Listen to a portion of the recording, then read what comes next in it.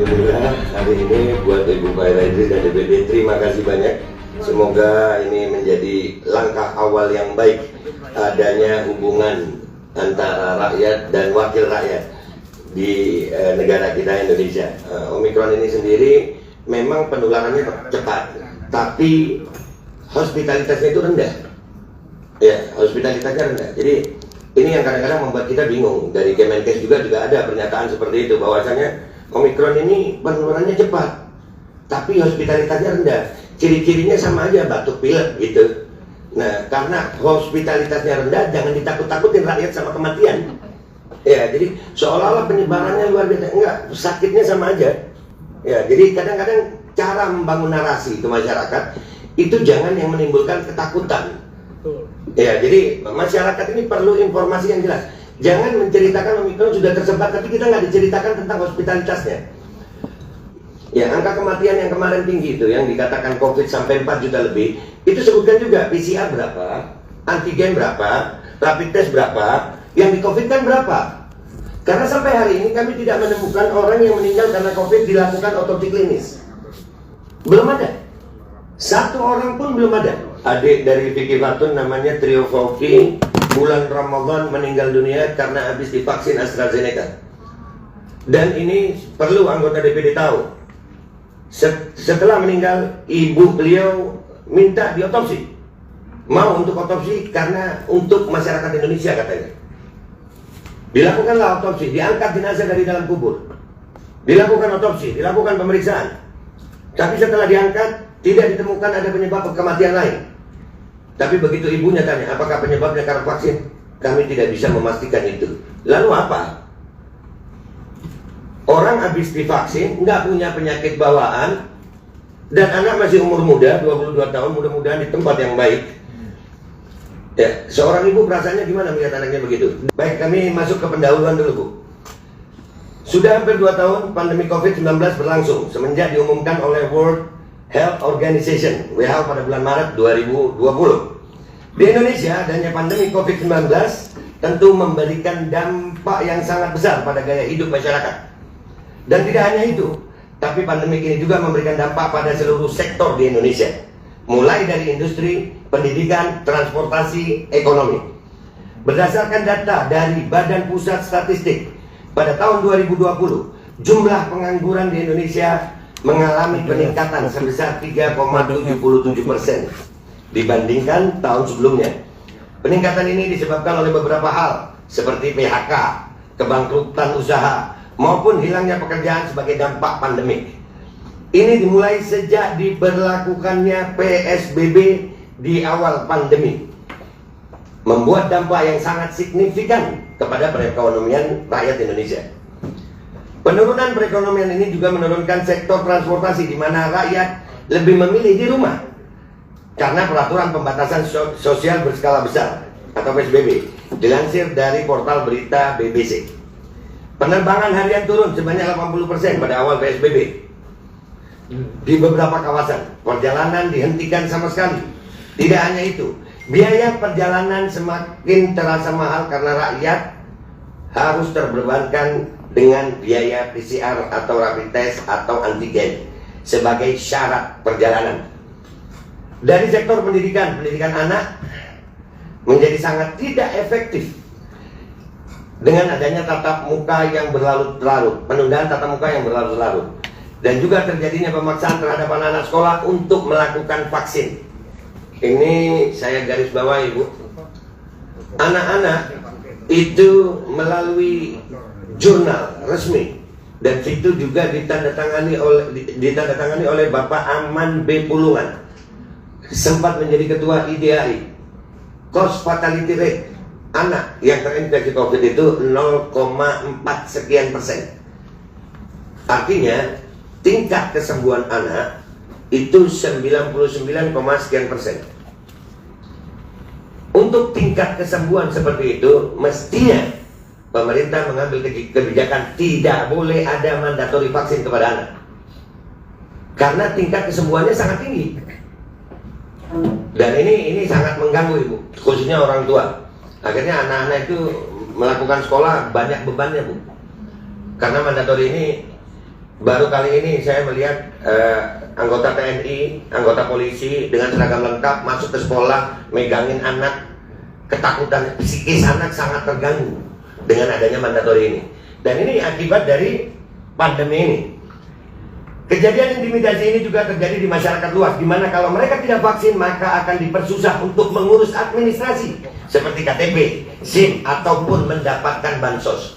Dan ini berbahaya ini, karena tidak semua masyarakat itu punya kemampuan ekonomi yang baik. Masyarakat juga lebih banyak yang miskin. Khususnya setelah pandemi, angka kemiskinan di Indonesia itu bertambah. Dan yang jadi masalah, Bu, mestinya orang sebelum melakukan vaksin itu screening harus lengkap. Tapi karena kebijakan yang seperti ini, akhirnya orang miskin mikir apa? Ya daripada gue nggak dapat bansos, ya udah deh, nggak apa-apa, gue sehat, vaksin. Ada apa-apa? 3M. Mencuci tangan, menutup mulut, melipir. Situasi yang terpuruk ini ditambah lagi dengan adanya kejadian alergi, lumpuh, ataupun sampai kematian pasca imunisasi, baik dari orang dewasa dan anak-anak, membuat rakyat semakin meragukan imunisasi vaksin yang diberikan oleh pemerintah secara paksa. Ya Allah, ngopi dulu.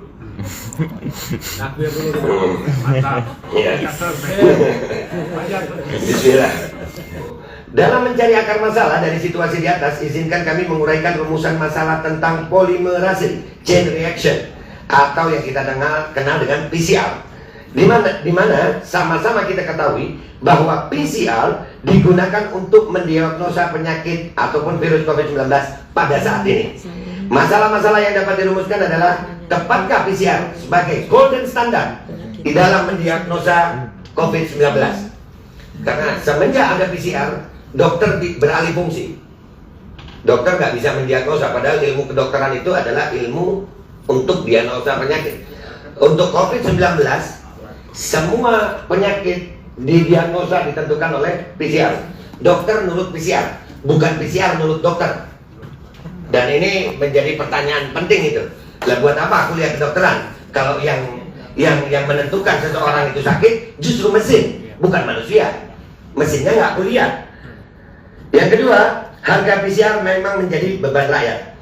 Jadi tujuan pembahasan ini adalah satu, kita mengetahui apakah PCR merupakan media yang tepat dalam mendiagnosa COVID-19. Yang kedua, menemukan permasalahan kenapa harga PCR menjadi beban atau biaya tambahan bagi rakyat. Manfaat dari pembahasan ini, kami berharap menggapai suatu rasa keselamatan, kesusilaan, dan ketentraman yang memungkinkan bagi setiap warga negara dalam menghadapi pandemi COVID-19 ini, dan merubah status pandemi ini menjadi endemi. Tepatkah PCR sebagai golden standard dalam mendiagnosa COVID-19? Banyak media yang menggambarkan tes reverse transcriptase polymer chain reaction atau RT-PCR sebagai standar emas untuk mendiagnosa COVID-19, di mana dianggap mampu mendeteksi kebenaran material genetik dari sel, bakteri, ataupun virus dari virus corona itu sendiri, atau genome sequencing. Tetapi penemu dari alat PCR ini sendiri, Dr. Kelly Mullis, tidak pernah bermaksud menggunakan alat temuannya sebagai alat diagnostik. Dan beliau sendiri mengatakan secara terbuka, PCR hanyalah sebuah proses yang memungkinkan Anda membuat banyak hal dari sesuatu. Itu tidak memberitahu Anda bahwa Anda sakit atau hal yang Anda alami akan menyakiti Anda atau semacamnya. Jadi kalau boleh digambarkan secara garis besar, PCR itu adalah alat fotokopi genetika, memperbanyak apa yang menjadi di dalam sampel genetika yang diambil dari seseorang. Mereka cuma PCR itu memperbanyak. Baik, tes PCR memiliki riwayat yang tidak akurat dan tidak dapat diandalkan. Tes PCR COVID menghasilkan banyak false positif atau positif palsu dengan bereaksi terhadap bahan DNA yang tidak spesifik untuk SARS-CoV-2. Sebuah penelitian di China menemukan bahwa pasien yang sama bisa mendapatkan dua hasil yang berbeda dari tes yang sama pada hari yang sama. Di Jerman, tes diketahui telah bereaksi terhadap virus flu biasa. Terhadap virus flu biasa juga bereaksi. Berarti bisa saja orang yang dikatakan positif dengan PCR, itu ternyata virus lain atau virus flu biasa. Sebuah studi tahun 2006 menemukan tes PCR untuk satu virus menanggapi virus lain juga sama. Itu ada di tahun 2006. Pada tahun 2007, ketergantungan pada tes PCR menghasilkan wabah batuk rejan yang sebenarnya tidak pernah ada. Karena data-data ini, saya pribadi sekitar 5 bulan yang lalu melakukan tes PCR 5 kali dalam sehari. 5 kali dalam sehari di tempat yang berbeda di satu daerah yang sama. Saya melakukan tes jam 8, jam 9, jam 10, jam 11, jam 12. Keesokan harinya saya menerima hasilnya. Luar biasa Bu hasilnya. Menurut tes PCR, Babe Aldo adalah orang yang kena COVID sehari 2 kali langsung sembuh. Karena jam 8 hasilnya negatif, jam 9 positif, jam 10 negatif, jam 11 positif, jam 12 negatif. Berarti dengan diagnosa PCR, saya sudah kena COVID 2 kali langsung sembuh dalam 1 hari. Ya, dan itu datanya ada. Dan ini kenapa kami jadi ragu-ragu? Perlu adanya keterbukaan. Nilai CT dari tes PCR terlalu tinggi. Menurut pakar biologi molekuler Ahmad Rusdan Utomo, angka dalam CT value itu menunjukkan banyaknya jumlah siklus yang dilakukan dalam mencari materi genetik virus dari sampel lendir atau hasil swab pasien. Justru semakin tinggi CT value itu berarti materi genetikanya lebih sedikit. Karena kan jumlahnya siklus. Semakin banyak siklus yang diperlukan, berarti materinya lebih sedikit.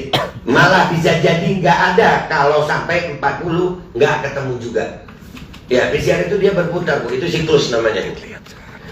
Pada pedoman dan prosedur operasi standar pengujian virus COVID-19 di laboratorium NHS menetapkan batasan pada 40 siklus. Dan di bawah ini adalah beberapa analisa tentang nilai CT. Tes PCR dijalankan dalam siklus. Jumlah siklus yang digunakan untuk mendapatkan hasil dikenal sebagai ambang siklus atau nilai CT. Kerry Mullis berkata, jika Anda harus menjalani lebih dari 40 siklus, ada sesuatu yang salah dengan PCR Anda. Dan ini banyak terjadi di laboratorium di Indonesia yang punya PCR. Dan perlu digarisbawahi juga, PCR ini adalah alat bagus, tapi kalau penggunaannya tidak bagus, maka alat itu bisa menghasilkan sesuatu yang tidak bagus juga. Kita tahu bahwasanya angka terinfeksi COVID itu golden standarnya menggunakan PCR. Sebagai orang yang Dr. Hermawan ya mengetahui, bisakah melakukan tes PCR dengan cara drive-thru di tempat terbuka? Ini banyak, sangat banyak. Dan sebagai orang yang memahami, mestinya itu ditutup. Tidak boleh. Kenapa? Karena sampel itu bisa kena angin, ada zat asing dari luar. Dan ini tetap ada gitu. Dan kalau di situ ada hasil positif di situ, apakah ini bukan namanya false positif? Dan kalau ini namanya false positif, berapa angkanya yang palsu? Dan ini perlu menjadi perhatian buat anggota DPD, khususnya Ibu Fahira. Karena praktek yang terjadi drive-thru Bu, sangat tidak masuk akal. Siang-siang debu apa. Bahkan saya nggak sedikit karena saya juga riset. Maklum Dok, saya bukan dokter, jadi saya harus riset keliling. Saya menemukan petugas swab itu adalah petugas yang dibayar dan bukan nakes. Bukan nakes, jadi murni bisnis. Ini memang bisnis. Dari perubahan harga yang seperti itu, ini murni bisnis. Apalagi kata dokter tadi, kebutuhan banyak, barang sedikit. Lah yang membuat kebutuhan banyak apa? Kebijakan. Supply and demand. Ya, adanya supply dan demand dalam PCR ini yang membuat itu apa? Kebijakan pemerintah. Regulasi. Kalau regulasi ini tidak ada, apa ada itu supply dan demand? Aku takutin dulu baru gitu. Karena menjadi syarat ini. Dikit-dikit PCR. Akhirnya ada supply dan demand. Dan begitu ada supply and demand, ini minta maaf, patut kami curigai karena Menteri Kesehatannya seorang bisnismen juga, ya hitungannya hitungan bisnis, bukan hitungan kesehatan. Dan ini masukan buat anggota DPD. Berdasar apa yang kita telah ketahui tentang nilai CT, bisa disimpulkan bahwa hasil PCR sangat diragukan untuk mendiagnosa COVID-19. Kami sangat ragu dengan hasil yang dihasilkan oleh PCR, karena banyak hal yang masih perlu kita pertanyakan. Dasar ilmiah jurnal tes COVID dipertanyakan. Genom virus SARS-CoV-2 diduga diurutkan oleh para ilmuwan China pada Desember 2019. Ini sangat penting. Karena dari sini itu genom SARS-CoV-2 ditentukan. Pertama kali ditemukannya itu ya ini di Desember 2019. Ini tolong dicatat baik-baik. Kemudian diterbitkan pada 10 Januari 2020. Tidak sampai 1 bulan. Dan ini dijadikan tolak ukur standar. Itu virus SARS-CoV-2 oleh WHO. Hanya dengan waktu dari 29 Desember, ya, hanya waktu nggak sampai 1 bulan, ini virus SARS-CoV-2. Itulah virus SARS-CoV-2 pertama. Dan itu kami sangat meragukan bagaimana caranya genome sequencing untuk mendeteksi pertama kali virus SARS-CoV-2 hanya dengan waktu 13 hari. WHO pun kami ragukan. Dan itulah yang dijadikan standar, itu diperbanyak untuk PCR. Itu dijadikan standar. Nanti kalau ada orang ngetes, ada yang dideteksi mirip, tingkat kemiripannya dengan virus yang ditemukan di bulan Desember ini, langsung dibilang itulah COVID. Dan itu juga belum tentu menginfeksi. Karena kita memang biasa hidup dengan virus. Makanya kami menemukan istilah yang sangat-sangat janggal gara-gara COVID ini. Orang tanpa gejala. Ini lucu sekali. Ya. Ini sangat-sangat menggugah akal sehat. Kalau nggak ada gejala ya nggak sakit. Ya. Dan itu ditentukan apa? PCR lagi. Hanya karena waktu dia di swab ada zat yang mirip dengan virus SARS-CoV-2 yang pertama kali ditemukan. Kalau saya salah bilang salah tuh. Lalu mereka mengatakan orang ini tanpa gejala sehingga harus karantina. Kami juga punya dokumen-dokumennya itu. Kurang dari 2 minggu kemudian ahli virologi Jerman Christian Drosten et al. Diduga menggunakan genom untuk membuat pengujian untuk tes PCR. Mereka menulis jurnal Detection of 2019 Novel Coronavirus by Real-Time PCR yang diajukan untuk dipublikasikan pada 21 Januari 2020 dan kemudian diterima pada 22 Januari. Jurnal tersebut diduga dalam tanda kutip peer review dalam waktu kurang dari 24 jam. Sebuah proses yang biasanya memakan waktu berminggu-minggu. Sejak itu, konsorsium lebih dari 40 ilmuwan telah mengajukan petisi untuk penarikan jurnal tersebut. Mereka menulis laporan panjang yang merinci 10 kesalahan utama dalam metodologi jurnal. Mereka juga telah meminta rilis laporan peer review jurnal untuk membuktikan bahwa jurnal tersebut benar-benar melewati proses peer review. Berarti jurnal itu belum memenuhi. Dan perlu saya kasih tambahan juga buat seluruh anggota DPD yang mendengar ini. WHO untuk Uni Eropa sudah mengatakan Omikron adalah pandemi terakhir dan akan menjadi endemi sebentar lagi. Dan banyak ahli virologi Indonesia yang mengatakan Omikron adalah anugerah. Karena Omikron akan menciptakan natural immunity Indonesia. Karena fatalitasnya itu rendah, hospitalitasnya itu rendah, itu bisa meningkatkan natural immunity. Dalam tubuh manusia, Bu, perlu dicatat, ini yang kadang kita suka ditutupin informasinya. Tolong kasih tahu pemerintah bahwa natural immunity itu jauh lebih baik, jauh lebih kuat daripada imunitas buatan dari vaksin. Dan kami punya jurnalnya itu. Baik, harga PCR menjadi beban bagi rakyat. PCR di seluruh dunia menjadi standar emas untuk mendiagnosa COVID-19. Tentu saja ini menambah biaya rakyat dikarenakan semua aktivitas dibutuhkan hasil PCR dan hanya berlaku beberapa hari saja. Pada awal pandemi COVID-19, harga PCR yang menyentuh harga 2,5 juta sempat ramai menjadi perbincangan. Sebab alat deteksi COVID-19 tersebut memerlukan biaya yang terlalu mahal. Lalu bulan Agustus 2020 diturunkan menjadi 900.000 dan sekarang menjadi 275.000 untuk Jawa Bali. Di luar Jawa Bali harga menjadi 300.000. Di mana data ini dilansir dari portal berita Tempo. Dan ini tadi sudah diakui oleh Dr. Hermawan. Jadi penggunaan PCR itu murni karena adanya demand and supply. Jadi memang PCR ini ada bukan untuk deteksi sehat sebenarnya. Bisnis. Iya, karena sangat lucu Bu, kami mengalami itu. PCR ini mesin deteksi virus mestinya. Tapi lucu, kalau kita bayar 1,5 juta dia kerjanya cepat. Kalau kita bayar 600.000 hasilnya keluarnya 48 jam, bisa 24 jam. Jadi itu sebetulnya mesin bisa lihat duit atau enggak gitu. Ya karena kalau lihat duit banyak dia kerjanya cepat. Dan ini logika standar saja sebagai orang biasa saya Bu. Dalam mengkaji mengenai pengadaan PCR juga dapat diketahui begitu besarnya anggaran yang digunakan untuk pengadaan ini. Namun dengan besar anggaran yang ada, kenapa tidak bisa memenuhi kebutuhan untuk tes merata masyarakat Indonesia?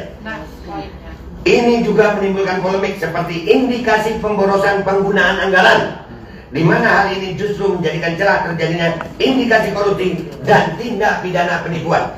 Karena tidak sedikit orang nggak perlu tes PCR tapi punya hasilnya. Ya, dan itu terjadi. Berarti itu membuka pintu tindak pidana lain yang baru. Baik Bu, sebagai penutup, berdasarkan paparan pada pembahasan penggunaan PCR sebagai standar emas dalam mendiagnosa COVID-19 sangatlah diragukan dan dipertanyakan. Dan tingkat tingginya positif yang tertular COVID-19 selama ini apakah benar? Itu yang menjadi pertanyaan. Benar-benar menunjukkan angka yang sebenarnya sampai harus mengeluarkan tindakan pembatasan sosial berskala besar, di mana ini berdampak pada seluruh sektor yang ada. Bahkan gara-gara PCR yang mengatakan bahwasannya ada pandemi. Kalau itu terjadi false positif yang besar, semua kejadian ikutan pasca tes PCR ini semua adalah hasil kepalsuan PCR, termasuk pemaksaan vaksin kepada seluruh rakyat Indonesia. Harapan kami juga adanya pengawasan harga yang ketat terkait pengadaan alat-alat PCR dan dilakukan audit dari pengadaan-pengadaan yang berjalan sebelumnya. Kami berharap terjadinya audit bukan hanya tentang harganya, tapi juga fungsinya, juga petugasnya, juga perusahaannya. Karena kami mencurigai PCR bisa digunakan untuk genome sequencing DNA rakyat Indonesia. Ini perlu Bu digarisbawahi. Data DNA rakyat Indonesia itu sesuatu yang mahal. Dan ini kami curigai PCR menjadi alat jual beli data DNA. Dan itu sudah terjadi Bu. Sudah ada, kami menemukan hacker peretas dari Indonesia yang menjual data klinis pasien rakyat Indonesia. Jadi kami mengetahui ini perlu kami sampaikan. PCR bukan hanya bisnis Bu, tapi bisa menjadi collecting data DNA rakyat Indonesia. Karena dari sampel yang diambil, itu genome sequencingnya, pemetaan genetikanya, itu semua sampel bisa di sequencing di situ, termasuk data DNA kita Pak. Dan ini sangat-sangat berbahaya bagi rakyat Indonesia. Dan saya sebagai penutup Ibu, saya mau menunjukkan bahwasannya di situ kami ambil dari Alibaba.com harga 1 PCR. Itu juga kami tampilkan di situ ada. Ya. Sebentar slide-nya itu, Pak. Nggak apa-apa. Udah nggak apa-apa ya. Ya, insya Allah Ibu paham aja ya. Ya, jadi dengan harga yang dijual di sebuah situs online itu masih ada penggelembungan dana per alat, diperkirakan plus minus 100 juta per alat. Itu padahal kita menggunakan harga pembandingnya dari situs online internasional Alibaba.com. Mestinya dengan pengadaan yang dilakukan oleh pemerintah, mereka bisa mendapatkan alat yang lebih murah, alat yang lebih kompatibel, alat yang lebih bagus. Dengan hitungan yang ada sekarang ini, maka kami mencurigai bahwasannya per alat bisa terjadi penggelembungan dana sekitar minimal 100 juta rupiah per alat. Ada berapa alat ini? Jadi kami melihat kegagalan PCR ini Bu, kegagalan kompleks. Dari mulai fungsinya, harganya, sampai bisnisnya, sampai pegawainya. Dan itu kami sudah melakukan riset, Bu. Kami keliling. Iya, dan itu petugas yang melakukan swab PCR bukan nakes dan bukan orang yang terlatih dalam itu. Bahkan pemerintah melakukan pembiaran terhadap cara penggunaan PCR. Seperti yang saya sampaikan tadi, PCR tidak boleh dilakukan di ruang terbuka, di jam-jam yang siang, di tempat drive-thru itu, ya dokter lebih tahu. Kita harus di tempat yang klinis, yang tidak boleh ada infeksi dari luar. Nah, kalau di tempat luar begitu, berapa banyak itu? Itu zat asing berapa banyak yang nempel? Karena semuanya nggak bisa dilihat oleh mata. Jadi ini Bu, yang bisa saya sampaikan, mudah-mudahan menjadi catatan baik dan mudah-mudahan menjadi kerjasama yang baik dengan Profesor Hermawan, sehingga terjadi kerjasama. Kita sama-sama mau Indonesia terlepas dari pandemi. Ya, dan alhamdulillah di Inggris sudah. Dokter-dokternya di Amerika 17.000 dokter dan ilmuwan bergabung untuk menolak mandatori dan mengatakan bahwasanya pandemi ini adalah false pandemi. Mudah-mudahan ini jadi langkah awal yang baik dan insya Allah menjadi kebaikan buat seluruh rakyat Indonesia. Saya minta maaf kalau ada salah. Wabillahi taufiq wal hidayah. Wassalamualaikum warahmatullahi wabarakatuh. Luar biasa Bang Ali Ridho dari Presidium Aliansi Rakyat Menggugat. Terima kasih untuk paparannya yang luar biasa. Selanjutnya kami persilakan kepada Bapak Ibu anggota Pansus untuk mungkin memberikan tanggapan atau pertanyaan kepada dua narasumber kita yang luar biasa ini. Untuk pertama kami persilakan, silakan. Ya, silakan kepada Bapak Angelius, anggota DPRD dari NTT. Baik, terima kasih Ibu Ketua, kakak saya, Kak Fahira, para pimpinan, narasumber yang berbahagia, yang luar biasa. Saya ke Pak Dr. Hermawan ya, Dr. Hermawan. Dari data tadi saya lihat ribuan kasus tapi meninggal 2 Pak, Omikron ya. Memang ini penyakit ya Pak ya. Kadang-kadang kita melawan tapi tiba-tiba kita terserang gitu. Saya penyintas juga COVID. Tahun lalu Januari 2021 saya kena. Menariknya begini Pak Hermawan. Sebelum Natal dan Tahun Baru itu pemerintah sudah omong PPKM level 3 Natal dan Tahun Baru ini gila. Belum ini bulan 10 Pak, akhir Oktober mereka omong. Pertanyaannya penentuan level kita ini seperti apa? Betul ini ya. Saya mau ketawa besar jadi kacau. Soalnya saya sudah kemarin marah-marah terus aja nih Pak. Jadi itu, jadi akhir Oktober udah tahu Desember itu akan katanya PPKM level 3. Jadi ya kami di DPD saja bingung apalagi rakyat yang mau jujur gitu. Jadi memang kacau, agak membingungkan Pak ini. Apalagi ya mungkin ada teman-teman ini Dokter Amalia ini kan orang dokter, mereka orang kesehatan ngerti. Kalau kayak kita ini kan jadi bingung. Ini gimana gitu. Tapi ya udah jalan terpaksa gitu. Terus hari ini Jakarta mau level 3 ya, bentar lagi ya. Gitu. Jadi memang Omikron hadir dan membuat sebuah kalau saya lihat kita kemudian digerakkan untuk menyambut Omikron ini dengan kewaspadaan yang luar biasa, gitu. Sementara dari data Bapak tadi, kalau saya lihat itu dari ribuan kasus meninggalnya 2 Pak. Kalau kita boleh jujur, misalnya kalau Omikron ini sebagai pertanda bahwa pandemi akan menjadi endemi, kenapa tidak kita buka? Gitu. Walaupun saya kadang-kadang takut juga bicara ini karena kadang kita omong tiba-tiba kita diserang tiba-tiba. Positif kita nanti ya. Ini penyakit ya Pak ya, jadi memang aduh gimana itu. Perlu ada keterbukaan menurut saya soal itu. Kalau memang ini menjadi pertanda kita memasuki endemi, kenapa tidak diumumkan? Oke, berarti ini waktunya kita berdamai. Ini waktunya kita hidup bahwa corona adalah bagian dari kehidupan kita. gitu. Saya tidak tahu, saya salah baca, data tadi meninggalnya cuma 2 ya, gitu. Jadi menurut saya bahwa saya sudah divaksin kebetulan dosis kedua, dan saya melihat jangan menakuti juga kita. Yang terakhir Pak, kalau dilihat kami di DPD RI kebetulan beberapa minggu lalu dapat surat terkait dengan penundaan kegiatan ke luar negeri, gitu. Alasannya Omikron Pak, gitu. Banyak pejabat, saya pikir bukan DPD RI, tapi hampir semua lembaga negara bahkan pemerintah daerah mendapat surat yang sama. Sementara ketika pintu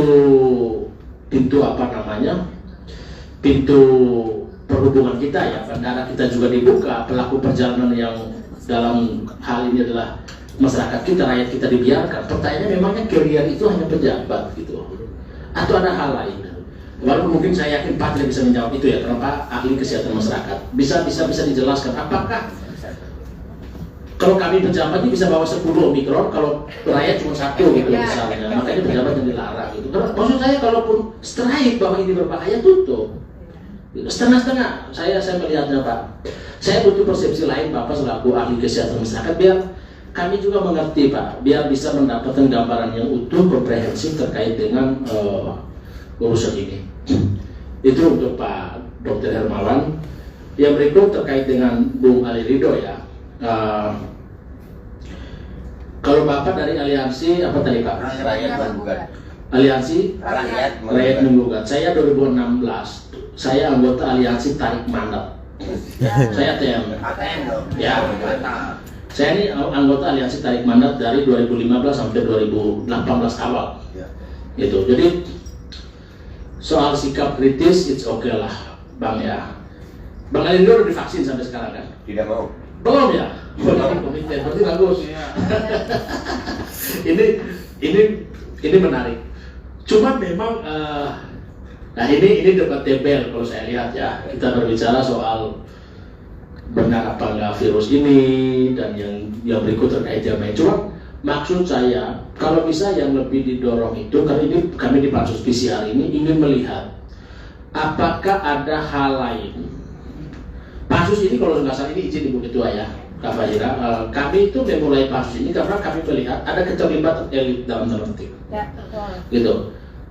Ada keterlibatan elit dalam hal ini pejabat negara, pejabat pemerintahan, Yes. berkaitan dengan urusan bisnis yang kami Ya, lihat, ya. gitu. Diduga ya, gitu. Ya, Nah, juga. jadi kami ingin mau melihat bahwa jangan sampai juga ini berkaitan dengan pelanggengan kekuasaan bisnis, gitu. Yang jujur hari ini, walaupun saya jujur Ibu Fahira dan para pimpinan, saya juga wakil ketua, mesti saya di situ, saya milih di sini aja tidak masalah. Walaupun jujur, biar lebih enak Kak Fahira. Setelah dari sini kan bagus, keluar Kelvin. Walaupun kalau saya lihat, jujur DPD mungkin agak terlambat. Isu udah nyungsep. Ya. Saya kemarin di BA oleh teman-teman dari ya partai, tapi saya nggak melihat partainya, tapi orang yang beritikat baik untuk mengurus masalah ini. Partai Prima, salah satu wakil ketua Partai Prima WA ke saya, Bung, kami dapat info soal DPD soal ini itu, dan ya mereka udah 2 bulan yang lalu udah menyuarakan mereka kayak KPK, tapi DPD baru hari ini. Tapi saya pikir tidak terlambat ya, tidak terlambat untuk ini. Kalau memang bisa diangkat kembali, diperjuangkan kembali, bisa disinergikan dengan teman-teman. Cuma memang yang perlu kita perhatikan menurut saya adalah, saya harus meyakini, saya sebagai penyintas meyakini virus ini ada. Sebagai penyintas, gitu. Saya harus menyatakan dengan tegas bahwa virus saya kena soalnya. Saya merasakan gejala yang sangat berbeda ketika saya menderita demam biasa, misalnya, dengan demam corona ini, gitu. Bahwa virus ini ada. Terus yang berikut, terkait dengan mandatory vaksin, saya melihat dari sebuah perspektif yang lainnya, bahwa vaksin bukan untuk kepentingan kita secara personal, tetapi kepentingan banyak orang. Ya. Hidup ini bukan soal diri saya. Saya boleh meninggal hari ini karena virus, it's okay, itu saya tanggung. Tapi celakanya kalau saya kemudian menjadi carrier untuk menyebar virus ini bagi orang lain.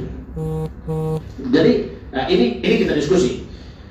Bagaimana keterlibatan kita ikut ambil bagian dalam proses vaksin, bukan Oke, diri kita boleh menolak.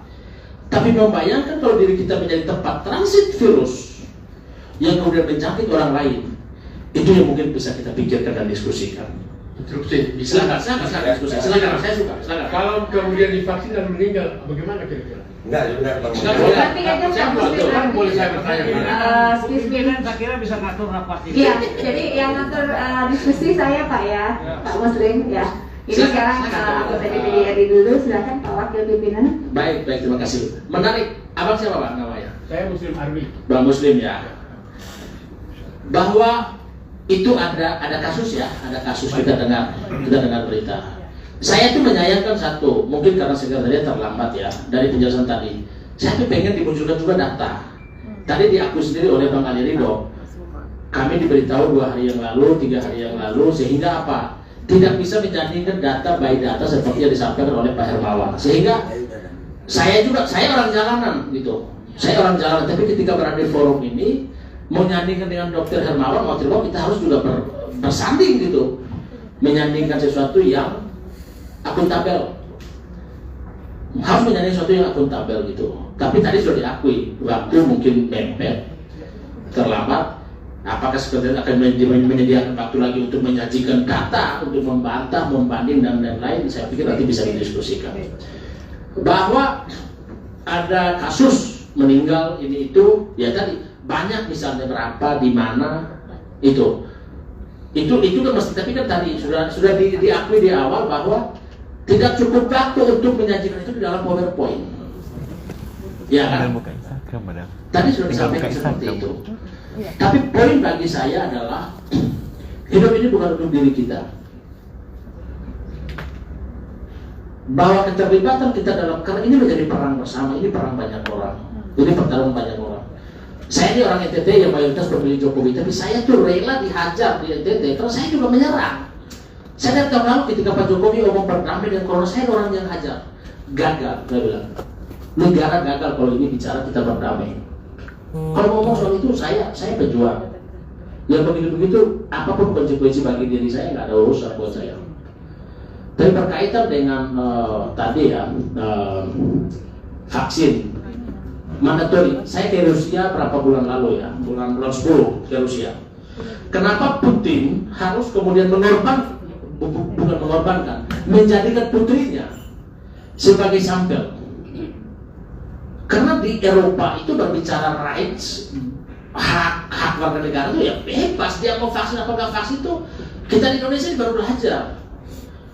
Orang Eropa itu dia nyatakan terbuka, saya nggak mau divaksin kayak seperti itu. Tetapi bagaimana seorang Putin, ini di negara yang sangat otoriter ya, harus mengambil putrinya menjadi sampel vaksin Sputnik, anak kandungnya. Gitu, harus dia jadikan sebagai sampel orang pertama yang divaksin. Karena Eropa, jadi berbicara kebebasan, udahlah kita orang Indonesia baca dari sana. Saya harus jujur. Mereka sangat bebas, sangat fair. Saya nggak mau divaksin itu. Dan negara sampai kelimpungan, bingung negara. Bagaimana mengurus warga negara yang tingkat kebebasannya di tingkat seperti itu? Harus putrinya yang kemudian didorong untuk sebagai orang pertama. Udahlah, kalaupun memang bingung, putri saya, kalau ada apa-apa. Itu di negara, kalau kita Pak Jokowi kan nggak berikan keluarganya Mubahiran. Yang pertama kan bukan dia sendiri ya. Yang pertama dia sendiri gitu misalnya Pak Jokowi. Tapi di Rusia itu yang saya lihat, saya dengar itu seperti itu. Poin saya adalah berkaitan dengan ini.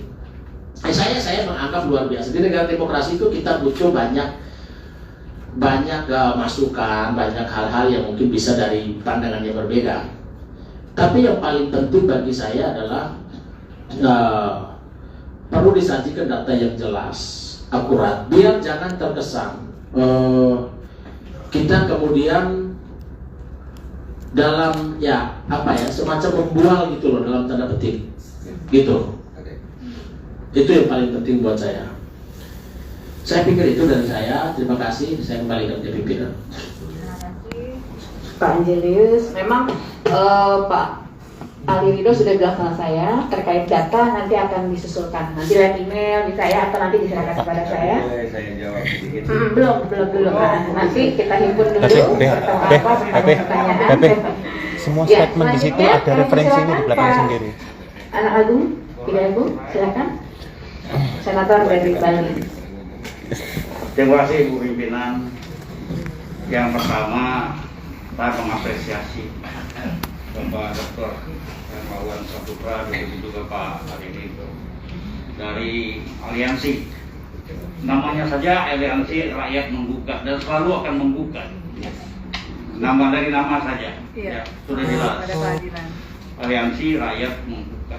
Nah, saya berikan apresiasi berkenaan dengan hadir di sini dalam forum ini, terutama dalam forum kami adalah Pansus PCR. Namun demikian, saya kira perlu Ibu Pimpinan menetapkan perihal prosedural rapat. Ini pun sampai jam berapa kita akan rapat. Ya, ini Ibu Pimpinan perlu. Jadi semua tidak orang jalanan, saya juga demonstran tuh. Ya, Bapak mungkin jenggot Pak kalah dengan saya. Kalau saya buka kalah. Ini perlu Ibu ya, Ibu Pimpinan. Dan begitu juga, mari kita bersama-sama, walaupun saya tidak jadi pimpinan ya, membicarakan siapa narasumber kita. Perlu di intern kita tidak bahas lah, ya, siapa narasumber kita dan dari mana. Dan saya mengapresiasi ini seimbang. Walaupun pansus ini bukan menjadi pansus anti vaksin, bukan sebetulnya. Walaupun apa yang disampaikan Pak Ali Ridho itu arahnya ke situ. Enggak, saya nggak pernah anti vaksin, Pak. Ya, buktinya Bapak juga nggak pakai vaksin. Oke, Kan? saya memilih agama Islam bukan berarti saya anti agama lain. Iya, saya memilih agama Islam yang saya yakini benar, tapi bukan berarti saya anti agama lain. Begini ini saya kira tidak bisa ada. Ini bukan tempat kusir di sini. Enggak, Iya. makanya Pak. Saya tadi biar pihak Saya kira begini mesti dievaluasi lah, Ibu Ya. Pimpinan ya. Bu Pimpinan siapa yang mau divaksin ini dievaluasi lah ya. Nah Tolong ya, kalau mau bicara, ya harus izin ya pimpinan. iya. Siap, salam. Ya. Nah ini saya belum selesai bicara masalah anti vaksin atau apapun. Memang kita pansus ini perlu mendengarkan suara yang begini. Titik sudah selesai. Ya kan? Perlu mendengarkan suara berimbang. Cuman arah kita nanti outcome kita sebetulnya bukan ini. Asal tahu saja kan. Seperti Pak AWK tadi sampaikan. Ya kan? Arah kita bukan ini. Untuk keluarga itu. Nah, inilah yang akan kita, walaupun beberapa yang akan menjadi bahan pertimbangan yang merupakan keluaran kita nanti, output kita sudah dapat tadi dari Pak Dr. Hermawan Saputra, begitu juga kita sudah dapat tadi dari Pak Ali Ridho, ya. Tapi kan kita tidak diarahkan ke situ.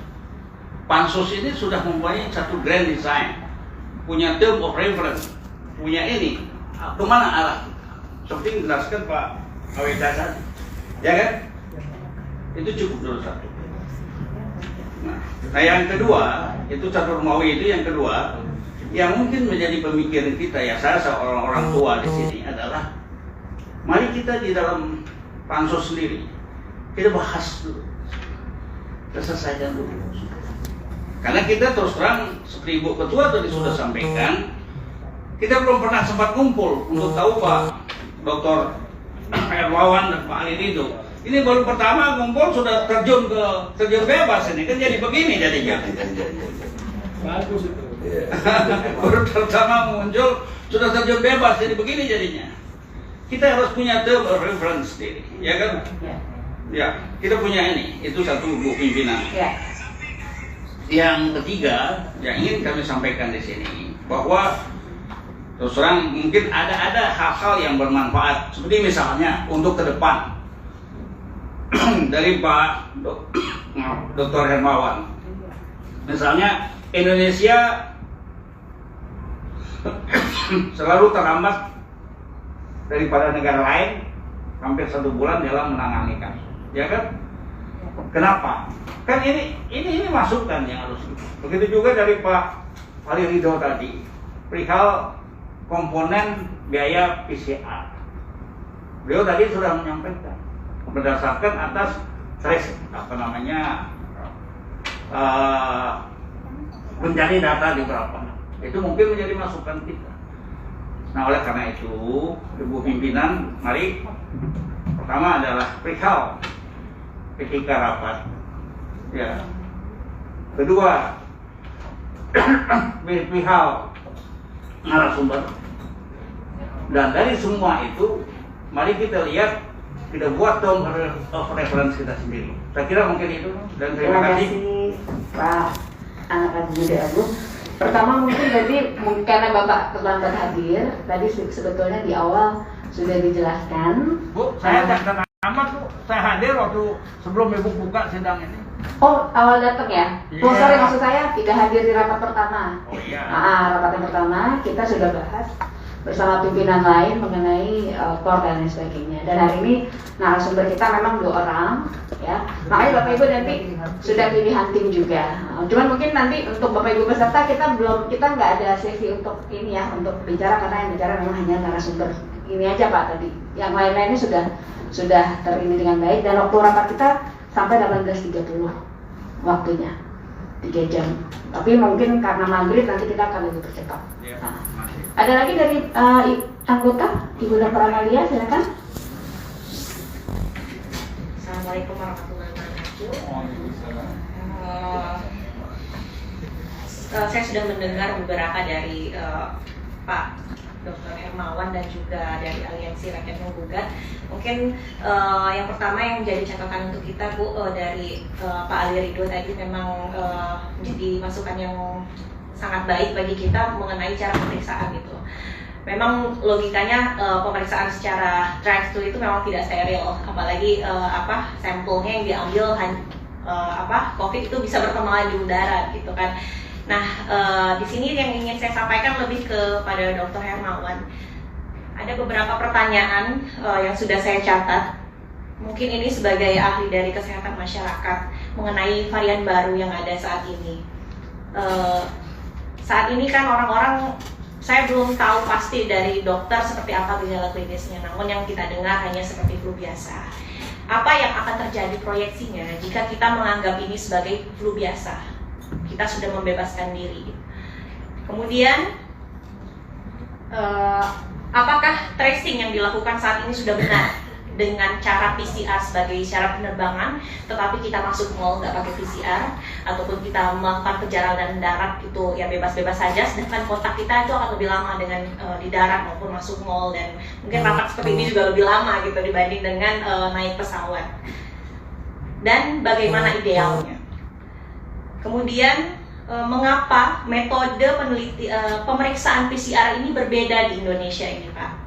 Karena kalau kita lihat di luar negeri itu tidak sedalam yang dilakukan di Indonesia. Apakah memang alatnya berbeda atau apa, saya kurang tahu juga. Karena yang saya tahu di luar negeri itu hanya seperti tidak sampai ke dalam gitu. Dan tidak sampai ke kerongkongan sampai dalam sekali seperti itu. Kemudian juga yang dilakukan pemerintah saat ini adalah menggaungkan mengenai vaksin booster. Sedangkan vaksin ini diciptakan saat varian yang awal-awal. Apakah dengan solusi mengenai dengan menggunakan vaksin booster ini itu menjadi solusi untuk varian Omicron ini? Sedangkan ya siapapun tadi Pak Hermawan sudah menyampaikan juga, orang yang sudah mendapatkan vaksin itu masih bisa terkena, dan vaksin itu diciptakan di awal-awal COVID gitu, dan variannya ini berubah. Mungkin itu saja pertanyaan dari saya kepada narasumber, semoga bisa menjadi masukan bagi kita. Terima kasih Dr. Amalia atas pertanyaan dan tanggapannya. Untuk selanjutnya kami persilakan Ibu Arniza. Baik, terima kasih Bu Pimpinan. Assalamualaikum warahmatullahi wabarakatuh. Waalaikumsalam warahmatullahi wabarakatuh. Saya memang baru mengikuti dan baru bertatap muka sekarang. Kami mohon maaf, kami tadi berdua dengan Ibu Wakil Pimpinan BLV dari Jambi dan saya sendiri juga dari Sumatera Selatan. Tadi harus mengikuti rapat di Komite 4. Namun kita tidak usah melakukan debat kusir yang begitu tajam, karena yang kita lakukan ini adalah mencari satu kebenaran. Tidak ada kata terlambat untuk mencari satu kebenaran. Saya sepakat dengan Pak Angelo, DPD baru melirik ini sebenarnya bukan baru melirik. Ini sudah lama menjadi topik kami. Kami di Komite 4 itu selalu membicarakan terkait dengan anggaran yang terlalu besar. Tidak hanya yang menyangkut anggaran dikeluarkan untuk swab antigen, PCR, tapi menyangkut dana pemulihan ekonomi secara nasional, Pak. Ini yang jauh lebih lagi, yang berimbas kepada hutang negara. Pembodohan ini dari mana? Tapi kita tidak perlu berbicara dengan kepala yang panas. Kita bicara dengan hati yang dingin. Mari kita temukan solusi yang terbaik dan terbenar. Bahwasanya swab antigen, PCR, berikut juga dengan vaksin sampai detik ini menjadi suatu question mark untuk seluruh bangsa Indonesia. Kami yang wakil daerah sendiri yang sampai detik ini permainan siapa? Permainan siapa? Kita harus mengkuak ini sampai kemana? Oleh sebab itu, kami memang di awal, mohon maaf Pak Agung, kami juga waktu pertama kali rapat, terima kasih Ibu Ketua, secara memang sudah terwakilkan juga, ada pimpinan dan lain-lain. Tidak hanya panitia khusus ini yang dibuat hanya masalah PCR saja, hal-hal yang lain yang dilakukan oleh DPD ini banyak. Termasuk kami baru menemukan Jiwasraya dan lain-lain. Jadi banyak ini yang perlu, Indonesia ini perlu terselamatkan.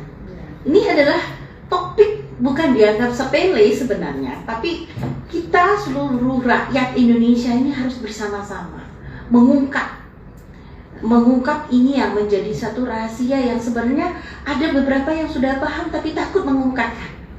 Ayo buka satu keterbukaan ini. Siapa yang memiliki data? Kemarin kita juga sudah buat mapping dalam pengertian, yuk kita temu outputnya ini apa. Jangan sekedar pansus dan pansus ini buyar, tidak menemukan apa-apa. Sama dengan kasus BLBI, pansus buyar, nggak menemukan apa-apa. Nah, kami maunya, kenapa yang kami undang adalah aliansi, kenapa yang kami undang adalah mereka-mereka yang melakukan gerakan-gerakan ya anti untuk penyimpangan-penyimpangan seperti ini, karena kami juga butuh masukan. Siapapun yang memiliki fakta real, data real dalam hal ini, yuk kita bicara sama-sama. Saya sudah mengumpulkan sekian banyak kasus. Kemarin kita sudah mapping scale of scope daripada semua persoalan yang ada kaitannya dengan PCR. Saya tidak tidur, Pak. Staf saya kerahkan, yuk kumpulkan dari setiap, ini ada perwakilan dari berbagai daerah. Kumpulkan setiap kasus. Kita menemukan price yang berbeda. Beda tempat, beda harga. Beda tempat pemeriksaan, beda harga. Ada yang beralaskan bahwa instruksi atau boleh dikatakan anjuran atau boleh dikatakan surat edaran yang dilakukan oleh presiden, itu mereka berselimut di situ saja kemudian bicara itu kan cuma anjuran. Enak banget. Pada saat kita bilang loh kok mahal, loh kok ini berbeda dengan tempat lain, kan itu kan anjuran. Mohon maaf, saya bisa sebutkan salah satunya Bu Mame. Lain waktu, lain harga. 3 jam sekian, 6 jam sekian, 12 jam sekian, 24 jam sekian. Ini temuan itu Bu Mame punya siapa? Ya, Bu Mame punya siapa? GSI. Ya, saya terpaksa itu kita sebutkan. Yuk kita sama-sama menggali fakta dan data. Jangan hanya berteriak kasar, jangan hanya dengan kepala yang panas. Yuk kita berteriak fakta dan data seperti ini, kumpulkan. Siap. Nanti kita bahas sama-sama. Supaya kita juga punya output nantinya yang bisa dimanfaatkan oleh seluruh bangsa kita ini, seluruh rakyat kita ini yang pada saat ini tertekan dengan biaya yang semakin membengkak. Kami walaupun wakil daerah punya beban, Pak. Staf-staf itu juga begitu, Bu. Maupun Kunker dan lain-lain mikir. Bapak-bapak sekarang mikir kenapa? SBU anggaran untuk Kunker itu nggak segitu, sementara harus tes PCR ini mahal. Jadi kalau ditugaskan mereka juga mikir, nanti aja mahal. Udah capek, tapi nggak. Artinya kami secara internal di sini juga letih juga menemukan ini. Yuk sama-sama kita menemukan fakta, data yang mungkin ini adalah satu yang bisa berkelanjutan yang nantinya kita bicara sama-sama. Mari kumpulkan. Bapak-bapak punya data dan fakta, berani kita maju Pak, kita selesaikan. Sengaja tadi saya sebutkan salah satu kasusnya Bu Mami. Tidak hanya Bu Mami, di tempat-tempat lain juga semuanya sudah menular. 3 jam sekian, 6 jam sekian, 12 jam sekian. Saya pernah mengatakan, hei, jangan main-main. Saya yang tahunya karena saya urusan negara, Unker ini saya harus berangkat. Saya tidak mau tahu, mau yang jam ke berapa, mau ke berapa, yang tahunya saya harus ada datanya di sini. Lalu kenapa saya tidak boleh tahu prosesnya? Tadi saya tidak mendengarkan penjelasan Pak Dokter. Radiasi udara dan lain-lain yang itu harus diselesaikan, proses PCR itu tidak boleh terlihat, yang sehingga mohon maaf, jadi kita juga harus nuzon juga. Ini benar diperiksa apa enggak sih? Kadang-kadang benar. Juga sama. Iya kan? Ketika ini belum pulang atau kering, udah masuk. Anda negatif. Tadi berkuar-kuar dengan waktu sekian, bayaran sekian. Saya tidak tahu, saya paling murah. Saya pengennya paling murah. Dan saya pengennya sekian jam harus selesai. Iya, yang punya label Pak, yang nggak punya label. Yang nggak punya label. Berangkat uang SBU dari anggaran untuk, ya kita semua mau lini pemerintahan kayak swasta kayak, semuanya itu semua berpikir ulang ketika harus membahas atau menyelesaikan persoalan yang berada di luar wilayah lain, karena terkait dengan PCR yang dari hari ke hari ini selalu menjadi topik bahasan tapi tidak pernah menemukan titik temunya. Saya kira itu yang ingin saya sampaikan. Tentunya yang kami undang pada hari ini dengan satu kesepakatan ya Ibu Ketua ya. Kami butuh fakta, kami butuh data yang mari nantinya kita bersama-sama untuk mengkuat tabir ini supaya selesai. Terima kasih. Assalamualaikum Waalaikumsalam warahmatullahi wabarakatuh. Untuk selanjutnya silakan Ibu Maya. Assalamualaikum warahmatullahi wabarakatuh. Waalaikumsalam. Om Swastiastu, Namo Buddhaya, salam kebajikan, Shalom, Tuhan memberkati kita semua. Pada hari ini kita semua prihatin terhadap hal-hal masalah-masalah yang terjadi di negara kita. Saya mungkin agak berbeda bertanya pada dokter ya. Mungkin dokter bisa memberikan tanggapan. Saya ini relawan vaksin Nusantara. Oh ya. Saya mau tanya, kenapa vaksin Nusantara tidak bisa masuk di Peduli Lindungi? Ya. Iya. Jadi sedangkan vaksin Nusantara itu jelas-jelas memang berbeda dengan vaksin yang biasa. Sebentar. Prosesnya juga memang agak berbeda. Pertama-tama darah kita diambil, lalu sekitar 4 ampul. Lalu 7 hari kemudian tinggal sedikit di dalam 1 ampul, tapi tinggal sedikit telah dicampur lalu dimasukkan kembali ke tubuh kita. Saya syukur pada Tuhan bahwa selama memakai vaksin Nusantara sehat-sehat dari awal, tidak ada kelemahan tubuh, misalnya ada rasa panas, demam atau apa, enggak ada perubahan dan seperti biasa saja. Ini kenapa saya mendukung vaksin Nusantara, karena saya merasa bahwa vaksin Nusantara adalah karya anak bangsa. Karya anak bangsa yang perlu kita dekat support penuh dan merasa bangga. Kenapa tidak? Kalau memang bangsa kita ini menghargai juga, maaf ya, kalau vaksin Nusantara dihargai oleh negara lain, banyak pesanan-pesanan yang luar biasa jumlahnya, kenapa kita tidak mendukung vaksin Nusantara. Dan apakah menurut dokter vaksin Nusantara ini apa pandangan dokter terhadap banyaknya penolakan terhadap vaksin Nusantara? Lalu kenapa kehadiran vaksin Nusantara menjadi sangat susah terutama kepada BP POM izinnya dan sebagainya? Ya, kenapa dipermasalahkan terus gitu? Saya ingin minta penjelasan juga dari pandangan dokter. Dan saya terus terang sangat rindu melihat Indonesia ini semakin hari semakin harum di mata dunia. Dan untuk itu kita perlu bersama-sama menyikapi secara positif bahwa memang pemerintah banyak kekurangan di sana sini, kita perlu maklumi, tidak ada yang sempurna. Tetapi marilah kita yang mencintai negara kita ini, kita menyempurnakan, kehadiran kita melengkapi kekurangan-kekurangan yang ada. Karena itu sebelum saya mendengar dan dokter, saya baca pantun dulu. Untuk Bapak Ibu saudara-saudaraku sekalian, pantun cinta tanah air. Jalan-jalan menunggangi kuda, pergi ke kota Surabaya.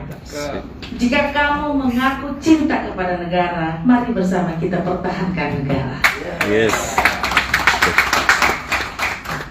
Burung Garuda terbang menembus awan, matanya tajam bagai permata.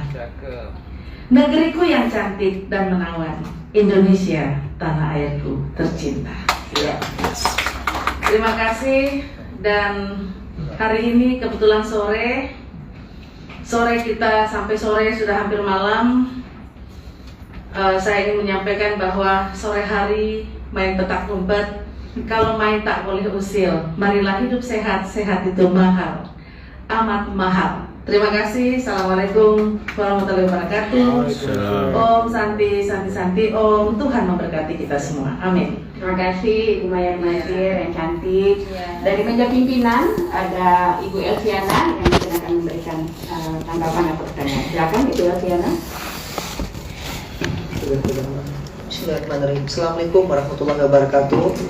Bapak Ibu pimpinan, Bapak Ibu anggota Pansus PCR yang saya hormati, Bapak narasumber yang terhormat, Pak Dr. Hermawan Saputra, ahli kesehatan masyarakat UI, kemudian Pak Ali Ridho, anggota Presidium. Saya sering mendengar nama Bapak.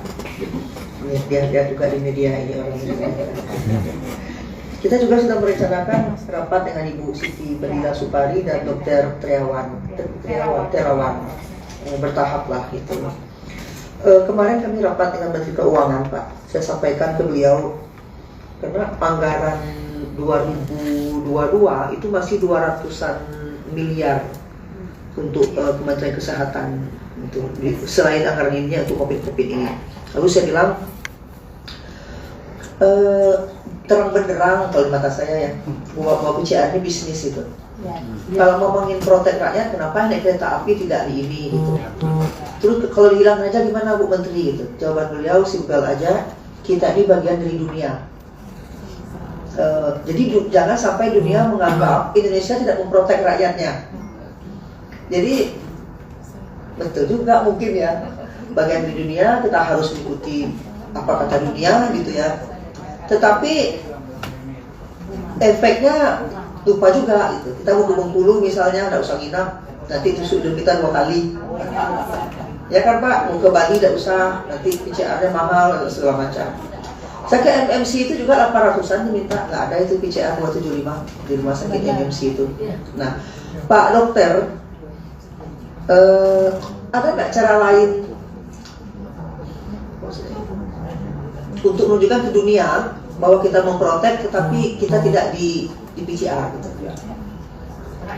Ada nggak ide lain untuk sehingga next time aku rapat lagi dengan Bu Sri Mulyani, aku sampaikan ada nggak cara lain untuk membuat dunia menganggap kita protek tetapi kita tidak dengan sistem seperti ini, kemana-mana tusuk hidung gitu.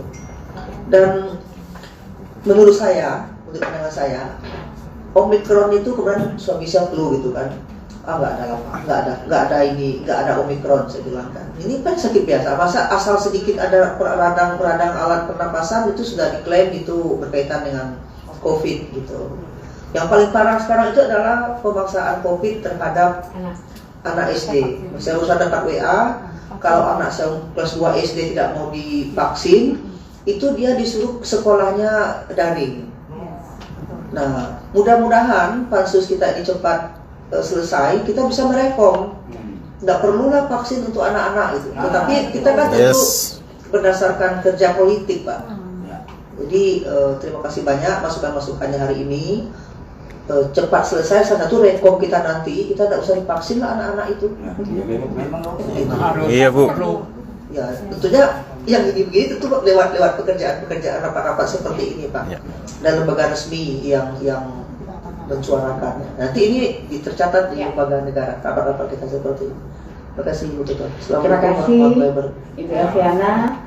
Kalau Pak Hasan Basri tadi bilang gini, karena mau maghrib kita langsung saja ke narasumber, ya. Tapi ini ada satu sedikit dari saya nih, khususnya untuk Pak Dokter, ya. Ini kan Pak, kalau kita lihat India ini, ya mereka ini kan punya strategi jumlah testing yang meningkat kan, dan dengan mematok harga yang terjangkau, 96.000, bayangkan, ya, dari PCR-nya. Kemudian jadi artinya ini kan membuat masyarakat India ini tidak terbebani. Ya, nah, mau tanya ke dokter, apakah menurut Pak Dr. Hermawan satu-satunya alasan Indonesia untuk tidak bisa meniru India itu apakah hanya karena kemandirian Alkes dan farmasi Indonesia sangat lemah atau ada faktor lain? Terus kemudian untuk Babe Aldo, ya terima kasih. Ini Babe Aldo ini Pak Anak Agung sebetulnya pembicara yang kedua, tapi karena hari ini ada satu narasumber yang tidak bisa hadir, jadi mereka saya tarik ke hari ini, makanya persiapannya, tapi ini sudah luar biasa. Dan Pak Babeldo sudah bilang sama saya nanti data-datanya akan diserahkan lagi ya. Tetap semangat ya Babeldo ya, hari ini sudah bisa hadir, sudah luar biasa. Untuk yang pertama kami persilakan kepada Bapak Dr. Hermawan untuk menjawab pertanyaan-pertanyaan para anggota tadi. Terima kasih Bu Pimpinan, terima kasih para senator dari berbagai daerah. Mungkin itu Iya, iya biar bicara. Ya, mohon maaf karena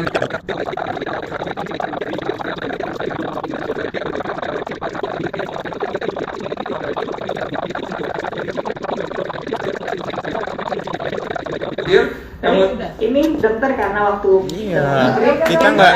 Sekarang saya persilahkan kepada Bapak Alido. Terima kasih pimpinan. Mohon maaf karena tadi hanya sekedar menjawab. Makasih. Nah, nanti kalau misalnya ada yang masih bisa dijawab, dokter bisa tertulis nanti di email ke kami. Ya, terima kasih. Silakan. Siap. Alhamdulillah saya tadi menjawab Bapak tadi, apakah saya anti vaksin? Tidak. Saya bukan orang yang menyuruh orang lain untuk tidak vaksin, tapi saya meyakini saya tidak perlu vaksin. Ya, dan ini perlu diketahui oleh masyarakat Indonesia.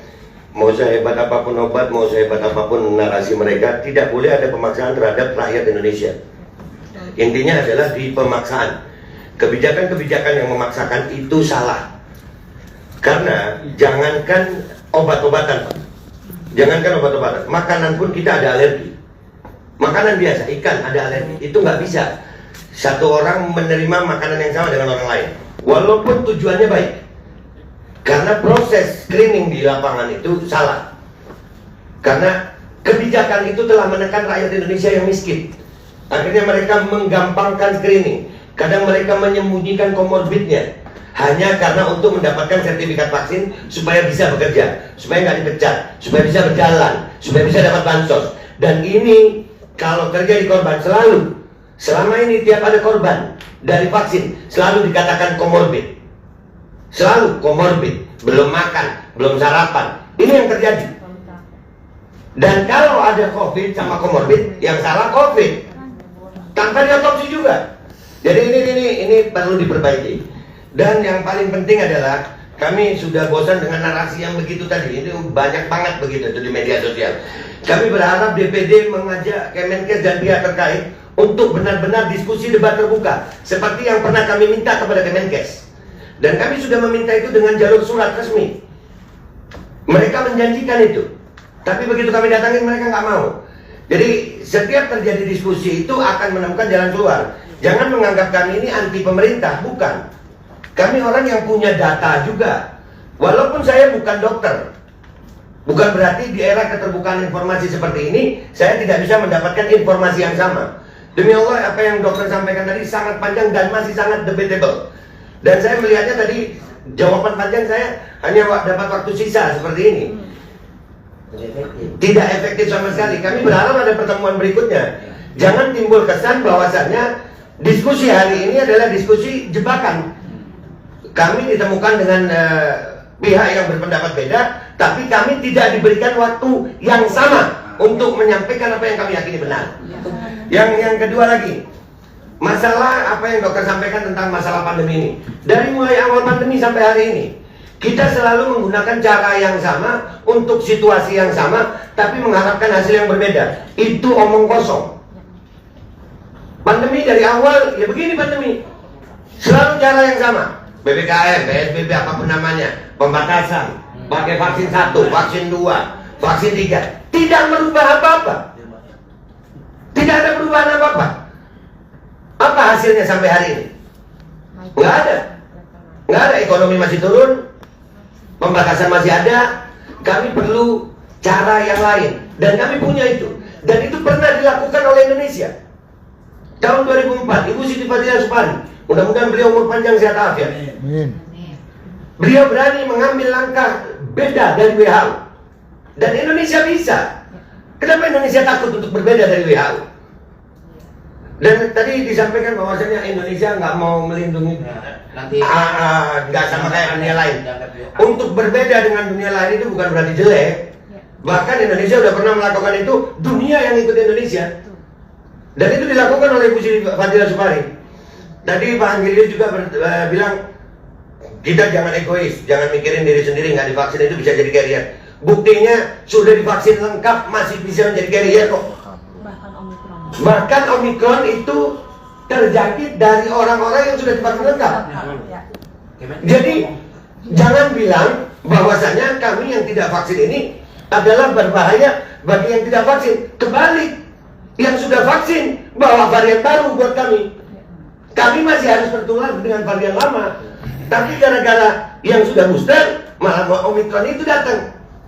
Dan ini saya memprediksi akan timbul penyakit baru yang semuanya akan dituduhkan menjadi DBD, demam berdarah dengkur. Itu penyakit aslinya namanya trombositopenia. Salah satu yang menyebabkan trombositopenia adalah vaksin. Dan itu catat omongan saya punya datanya.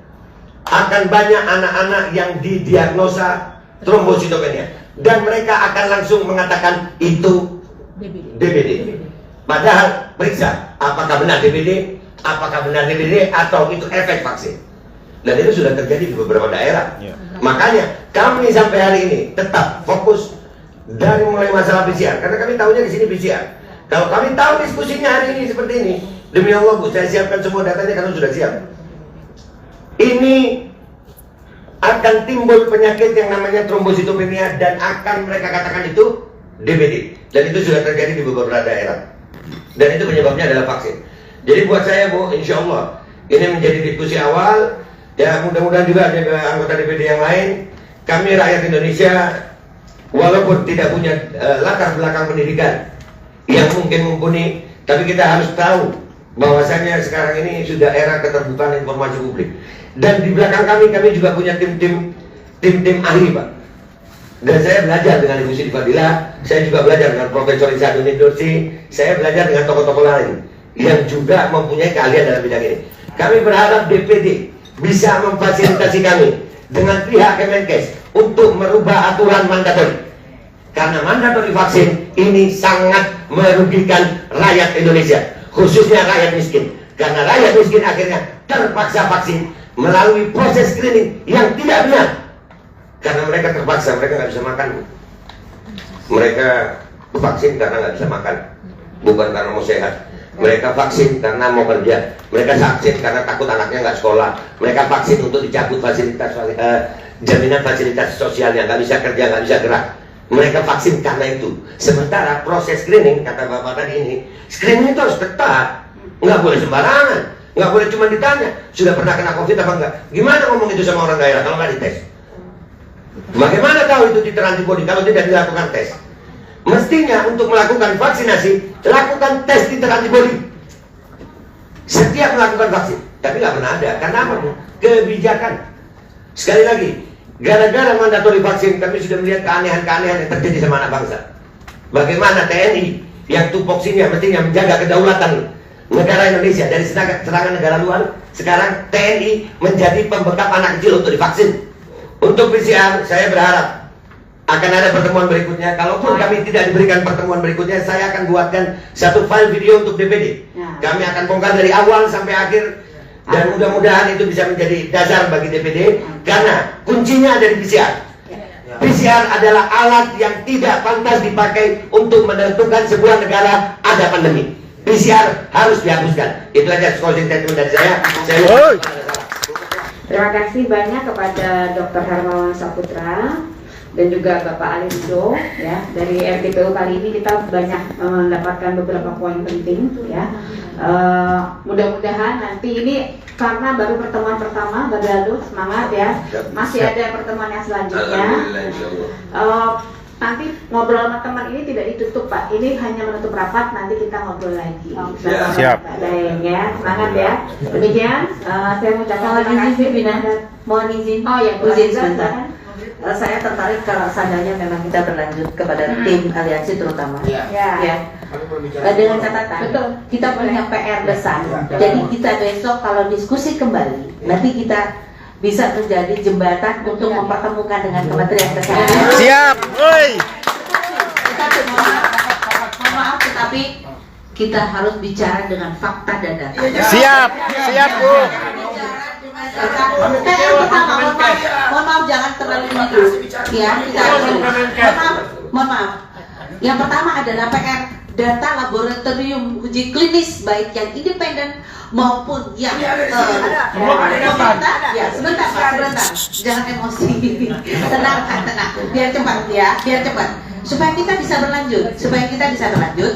Kemudian kita harus punya data berapa banyak laboratorium yang independen maupun yang melekat pada rumah sakit yang ada di Indonesia, dilengkapi dengan berbagai variasi harga PCR. Apakah itu antigen, maksudnya swab ya, maupun antigen maupun PCR. Yang kedua, bahasan kita itu PCR tentu akan berimbas kepada vaksin, tapi kita skopnya batasin dulu karena ini adalah PCR. Begitu usul saya. Terima kasih Bu Pimpinan. Luar biasa. Terima kasih Bu Aziza. Dengan mengucapkan alhamdulillah kita akhiri. Alhamdulillah. Untuk rakyat aliansi menggugat, nanti insya Allah akan ada pertemuan selanjutnya. Ya. Siap. Ya. Terima kasih. Wassalamualaikum warahmatullahi wabarakatuh. Salam. Mohon terima kasih. Saya minta filenya tadi boleh? Oh iya, Vic ambil filenya ya. Siap, Bu.